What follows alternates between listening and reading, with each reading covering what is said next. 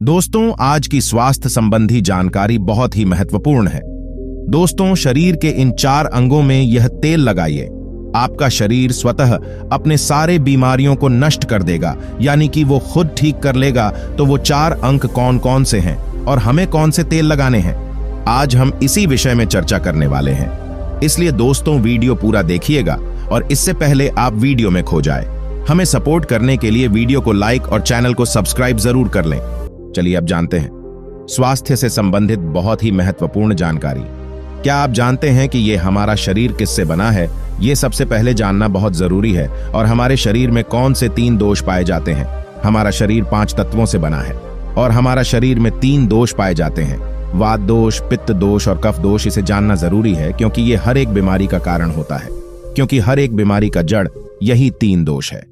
इसीलिए जानना जरूरी होता है। तो आपका शरीर का सबसे महत्वपूर्ण दोष ये 3 दोष हैं, पित्त दोष, वात दोष और कफ दोष। अगर आपके शरीर का वात दोष गड़बड़ हो गया तो 60 से 70% बीमारी होगी। अगर आपके शरीर का पित्त दोष गड़बड़ हो गया तो आपके शरीर में 15 से 20% बीमारियां होती हैं। और यदि आपके शरीर का कफ दोष गड़बड़ हो गया तो 5 से 10% बीमारी होती है। अब इस तीनों प्रवृत्ति हमारे शरीर में कब से कब तक रहती है? जब हम जन्म से बाल्य अवस्था में रहते हैं, यानी जब हमारा जन्म होता है और 14 साल की उम्र तक हमारे शरीर में कफ प्रवृत्ति ज्यादा होती है। इस समय कफ ज्यादा बनता है। ये प्रकृति की देन है। कफ इसलिए बनता है क्योंकि हमारा शरीर ग्रो करता है। कफ बनना जरूरी है क्योंकि ये कफ हमारे शरीर के बहुत ही महत्वपूर्ण अंग है। बस हमें ये ध्यान देना है, हम अपने बच्चों को ऐसी कोई चीज नहीं देना है जिससे उनका कफ और बढ़ जाए, क्योंकि बच्चे उस समय कुछ नहीं जानते। पेरेंट्स को जागरूक होना होगा। बस हमें अपने बच्चे को कुछ भी ऐसे चीज नहीं देना है जिससे उसका कफ और बढ़ जाए। कफ बनाने वाली चीजें हमें उन्हें नहीं खिलाना है, नहीं तो क्या होगा? कफ से संबंधित जो 5 से 10% बीमारी है, जैसे टीबी, दमा, अस्थमा, इस्नोफिलिया, ये सारी बीमारियां इसकी वजह से होती है। ये हर पेरेंट्स को ध्यान देना होगा। उसके बाद हम आते हैं बाल्य अवस्था से युवा अवस्था में। युवा अवस्था की आयु कितनी होती है? जब हम 15 साल से 60 साल के बीच में होते हैं। इस समय हमारा शरीर युवा अवस्था में होता है। इस समय हमारे शरीर में पित्त प्रवृत्ति सबसे ज्यादा होता है, सबसे ज्यादा पित्त बनता है। इसलिए हमें यह ध्यान देना होगा कि हम ऐसी कोई भी चीज ना खाएं जिससे हमारा पित्त दोष बढ़ जाए।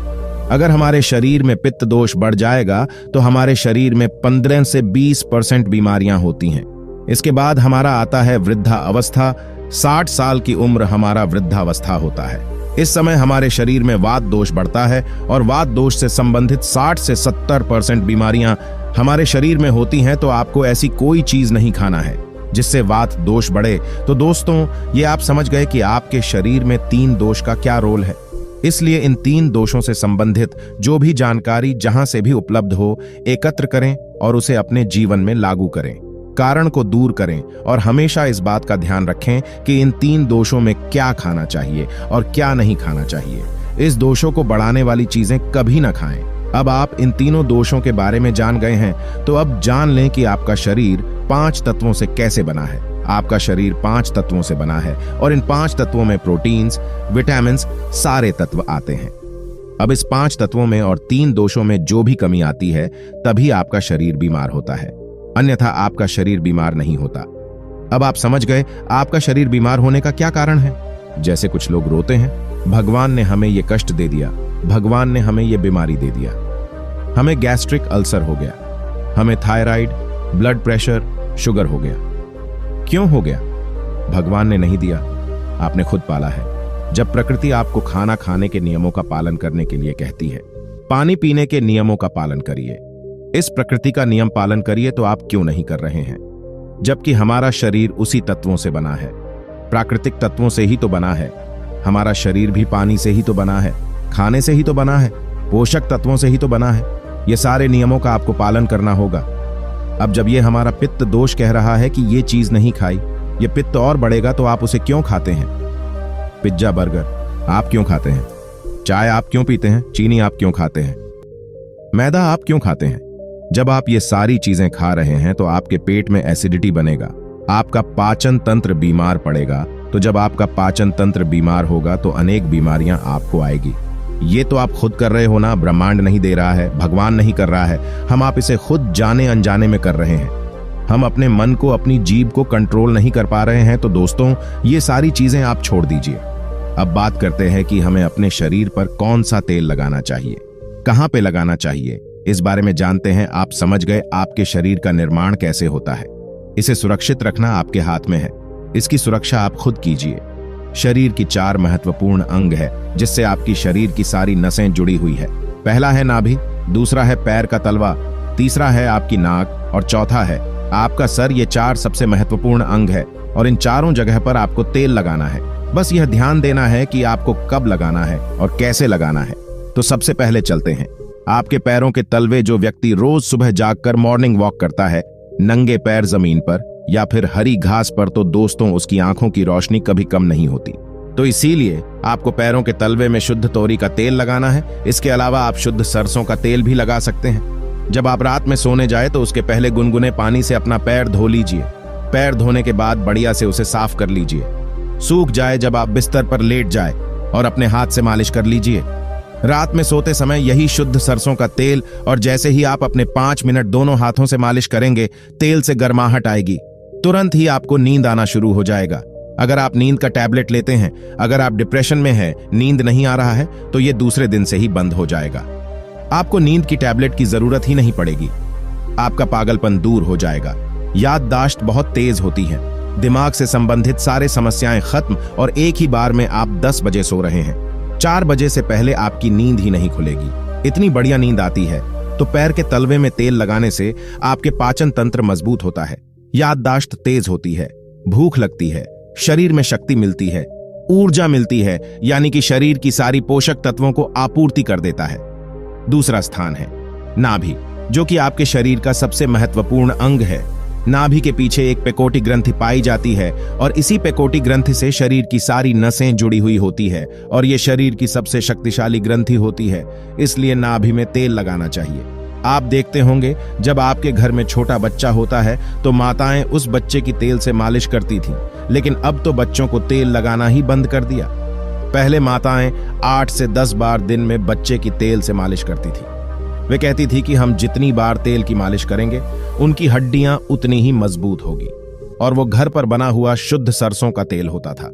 और वो शुद्ध सरसों घर का तेल और किसका बनाती थे? किसी सरसों को भून करके, सरसों को रोल कर पहले जो उसी से मालिश करती थी, पहले वो लगा देती, उसके बाद छोड़ा करके। लेकिन आज फैशन बदल गया है। लोग तरह तरह के केमिकल युक्त तेलों से मालिश कर रहे हैं। ये किसी काम का नहीं। दोस्तों, कंपनियां हमें सिर्फ बेवकूफ बनाती हैं और इससे सिर्फ बीमारियां होती हैं, क्योंकि बच्चों की मालिश के लिए सबसे अच्छा तेल सरसों का है और गांव के बच्चों को माताएं आज भी सरसों के तेल की मालिश करती है। गांव के बच्चे शहर के बच्चों की तुलना में कितने कमजोर हैं, इसे आप खुद अनुमान लगा सकते हैं। तो दोस्तों, यह नाभि आपके शरीर का सबसे शक्तिशाली हिस्सा है। तो जब माताएं नाभि में तेल की मालिश करती थी तो पहले फूंक मारती थी। फूंक मारने के बाद उसमें तेल लगाती थी और दिन भर में 3 से 4 बार तेल लगाती थी। तो दोस्तों, आपको भी आज से शुद्ध सरसों का तेल रात में सोते समय नाभि में लगाना है। और जब आप नाभि में तेल लगाते हैं तो इसके क्या फायदे होते हैं, आप ये जानकर चौंक जाएंगे। पहला फायदा, आपको अच्छी नींद आएगी। दूसरा फायदा, दिमाग से संबंधित कोई भी समस्या नहीं होगी। तीसरा फायदा, आपका पाचन तंत्र मजबूत रहेगा। चौथा फायदा, आपको भूख बढ़िया लगेगी। पांचवा फायदा, आपके शरीर का सारा दर्द दूर हो जाएगा। छठा फायदा, आपकी आंखों की रोशनी बढ़ जाएगी, यानी कि शरीर के हर एक अंग के लिए फायदेमंद है। पैर का तलवा हो गया, नाभि हो गई। अब हम एक कदम आगे चलते हैं, वो है नाक, कान और आंख। तो दोस्तों, आपको नाक में क्या करना है? अगर आपको गाय का शुद्ध देसी घी मिल जाए तो घी की एक बूंद दाईं नाक में और एक बूंद बाईं नाक में, दोनों नाक में एक एक बूंद डालनी है। रोजाना दोनों नाक में एक एक बूंद डालें। इसके इतने फायदे हैं, मैं यहाँ गिनाते गिनाते थक जाऊंगा। आपका पागलपन दूर हो जाएगा। अगर किसी को पागलपन है, अगर पागलपन का इलाज चल रहा है तो 3 से 4 महीने के अंदर पागलपन की दवा बंद हो जाएगी। अगर आपके कान के पर्दे में छेद है तो बिना ऑपरेशन के ठीक हो जाएगा। आपको नींद की समस्या है, नींद की समस्या दूर हो जाएगी। आपकी याददाश्त कमजोर है, याददाश्त आपकी तेज हो जाएगी। शरीर में कमजोरी है, शरीर की कमजोरी दूर हो जाएगी। जुकाम आपको कभी पूरी जिंदगी में नहीं होगा। जुकाम सर्दी की नाक से संबंधित जितनी भी बीमारी है आपको नहीं होगा। अब एक अंग और है जहां से आपका शरीर पूरा दिमाग जुड़ा हुआ है, वो है सिर। अगर गर्मी का सीजन है तो आप स्नान करते होंगे। जब स्नान करके निकले, स्नान करने के बाद जब आपके बालों का पानी सूख जाए तो आपको अपने सिर में शुद्ध सरसों का तेल लगाना है। जैसे ही आप अपने सिर में सरसों का तेल लगाकर सिर की मालिश करेंगे तो आपको 10 मिनट बाद नींद आना शुरू हो जाएगा। सिर में सोते समय तेल लगाने से कई सारे फायदे हैं, जैसे आपका जो बाल पक रहा होगा वो भी रुक जाएगा, आपको नींद बढ़िया आएगी, दिमाग की याददाश्त पावरफुल होगी, शरीर की शक्ति बढ़ेगी, शरीर की कमजोरी दूर हो जाएगी, यानी कि शरीर की सारी शक्तियां आपको मिलेंगी सिर में तेल लगाने से। तो दोस्तों, आप शुद्ध सरसों तेल को अपने शरीर के इन 4 अंगों पर लगाएं और देसी घी को अपने नाक में डालिए। यह प्रक्रिया आप अपना लीजिए, आपका शरीर स्वस्थ और तंदुरुस्त हो जाएगा। जैसे हमने कहा कि यह हमारा शरीर है, हमारा शरीर हमारे ऊपर डिपेंड है। हम इसे किस तरह से रखते हैं? मान लीजिए एक कपड़ा है, आप उसे कितनी सेफ्टी से रखते हैं। खासतौर पर सफेद कपड़ा हो गया, आप उसे पहनते हैं, पहन के बाहर जाते हैं तो आप उसे बहुत बचा बचा कर रखते हैं कि कहीं गंदे स्थान पर टच ना हो जाए। सफेद कपड़ा है, इसमें दाग लग जाएगा, कितना बचा बचा के चलते हैं और फिर आते ही खूंटी में निकालकर आराम से टांग देते हैं, जिससे उसमें दाग नहीं लगता है, और फिर अगले दिन पहनते हैं और उसको ध्यान से प्रेस आयरन वगैरह करते हैं। तो दोस्तों, ठीक उसी प्रकार इस शरीर की देखभाल आप खुद कीजिए। जितनी आप इस शरीर की देखभाल करेंगे उतना ही आपका शरीर स्वस्थ व निरोग बना रहेगा। तो जैसे हमने कहा, इसका पालन करिए, आप प्रकृति के नियम का पालन करिए। तो दोस्तों, आज से अभी से आप इन 4 जगहों पर तेल लगाना शुरू कर दीजिए। तो दोस्तों, उम्मीद करता हूं आपको इस कहानी से बहुत कुछ सीखने को मिला होगा। यह कहानी आपको कैसी लगी हमें कमेंट बॉक्स में कमेंट करके जरूर बताएं, और इस वीडियो को लाइक भी जरूर करें, और साथ ही इस वीडियो को अपने दोस्तों के साथ जरूर शेयर करें ताकि उन्हें भी इस कहानी से कुछ सीखने को मिल सके।